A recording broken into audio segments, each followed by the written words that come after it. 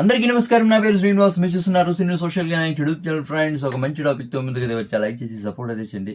చాలా మంది వీడియోస్ అయితే చూస్తున్నారు కానీ లైక్ చేయట్లేదు. దయచేసి లైక్ చేసి సపోర్ట్ అయితే చేయండి. ఇంకా మంచి మంచి వీడియోస్ తో ముందుకు వస్తా. ఇక లైక్ చేయకుండా టాపిక్ అయితే వెళ్ళిపోదాం.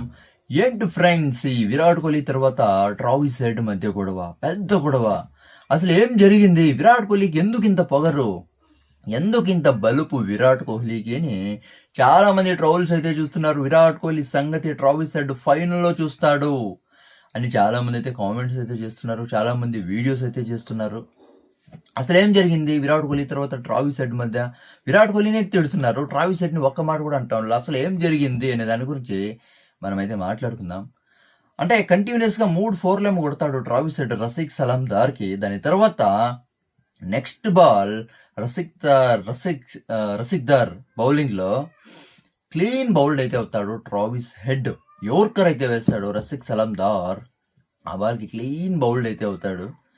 వినపడిందా సౌండ్ వినపడిందా, క్రౌడ్ సౌండ్ వినపడిందా అని రసిక్ సలాందార్ అయితే సెలబ్రేషన్ అయితే చేస్తాడు. ఆ టైంలో విరాట్ కోహ్లీ కూడా ట్రావిస్ హెడ్ అవుట్ అయిన తర్వాత చాలా అంటే చాలా అగ్రెసివ్గా సెలబ్రేషన్ అయితే చేస్తాడు. ట్రావిస్ హెడ్ అవుట్ అయిన తర్వాత ఇదేం కొత్త ఏం కాదు, అవునా కదా? విరాట్ కోహ్లీ సెలబ్రేషనే నెక్స్ట్ లెవెల్ ఉంటుంది, ఇది అందరికీ తెలిసిందే, అవునా కదా? ఎనీ టైం ఫస్ట్లో ఇట్లా వికెట్ పడినప్పుడు విరాట్ కోహ్లీ ఇలాగే సెలబ్రేషన్ చేస్తాడు. ఆర్సీబీకి ఇలాగే సెలబ్రేషన్ చేస్తాడు, అది ఏ టీంలో అయినా సరే, అవునా కదా?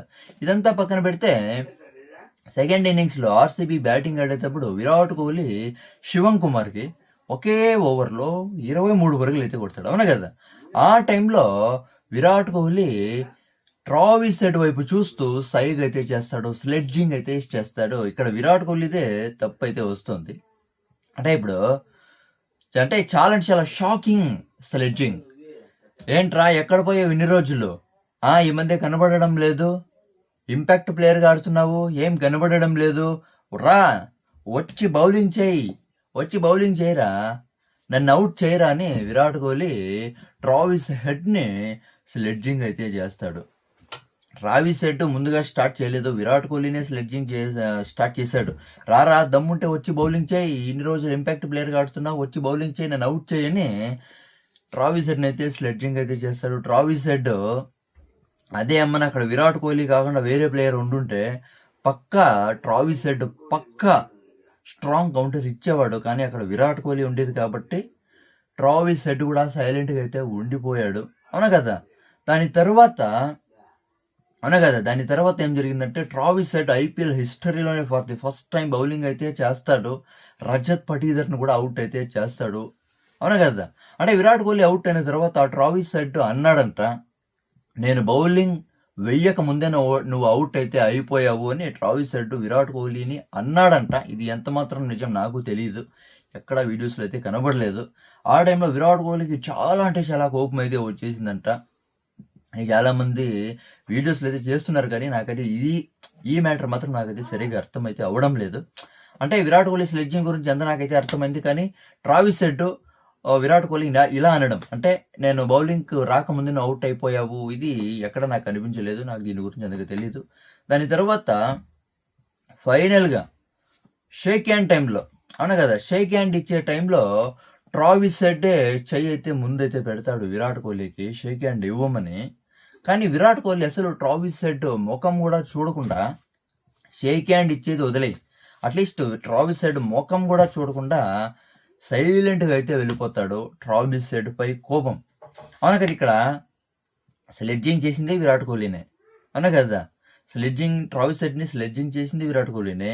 షేక్ హ్యాండ్ ఇవ్వకుండా ట్రావిస్ హెడ్ ముఖం కూడా చూడకుండా వెళ్ళిపోయింది విరాట్ కోహ్లీనే. ఇక్కడ మెయిన్ తప్పు వచ్చేది విరాట్ కోహ్లీనే, అవునా కదా?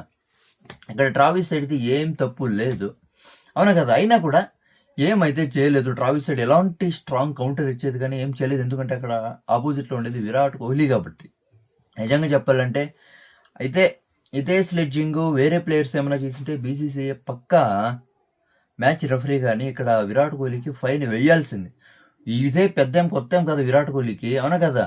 ఇలాంటి ఇన్సిడెంట్స్ చాలా జరిగాయి. విరాట్ కోహ్లీ చాలా ప్లేయర్స్ని స్లెడ్జింగ్ చేశాడు. క్యామరాన్ గ్రీన్ని రీసెంట్గా తోసేసి వెళ్ళిపోయి విరాట్ కోహ్లీ తప్పు, విరాట్ కోహ్లీ మళ్ళీ క్యామరాన్ గ్రీన్ వైపు కోపంగా చూస్తాడు, అవునా కదా? ఇక్కడ చాలా అంటే చాలా స్లెడ్జింగ్ చేస్తా ఉండేది విరాట్ కోహ్లీనే. ఐపీఎల్ హిస్టరీలోనే చూసుకుంటే విరాట్ కోహ్లీ చాలా అంటే చాలా అగ్రెసివ్గా ఉంటాడు, చాలా తప్పులు చేస్తాడు. అయినా కూడా బీసీసీఐ విరాట్ కోహ్లీకి ఫైన్ అయితే వేయలేదు. విరాట్ కోహ్లీ మామూలుగా చెప్పాలంటే విరాట్ కోహ్లీకి ఫైన్ అయితే వేయాలి. ఎందుకంటే వేరే ప్లేయర్స్ని ఎప్పుడు ఒక ప్లేయర్ రెచ్చగొడతాడప్పుడు ఒక ప్లేయర్కి ఫైన్ అయితే వేయాల మ్యాచ్ రెఫరీ. కానీ విరాట్ కోహ్లీ చాలామంది ప్లేయర్స్ని రెచ్చగొట్టినా కూడా విరాట్ కోహ్లీకి ఎక్కడా ఫైన్ అయితే వెయ్యలేదు. అవునా కదా? వెయ్యాల్సిందే.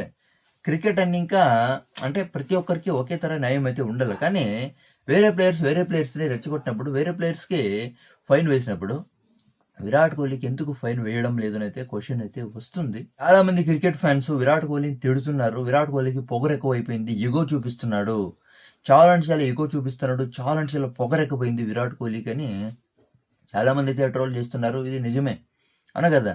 దేని గురించి మీరేమనుకుంటారు కామెంట్ అయితే చేయండి. ఈవెన్ చాలా మంది cricket fans, SRH fans, even RCB fans కూడా విరాట్ కోహ్లీ మీద అయితే తిడుతున్నారు. అవునా కదా? దీని గురించి మీరేమనుకుంటారు కామెంట్ అయితే చేయండి. నా ఎక్స్ప్లెనేషన్ వేస్తే సబ్స్క్రైబ్ చేసి సపోర్ట్ అయితే చేయండి, లైక్ చేసి సపోర్ట్ అయితే చేయండి. By by.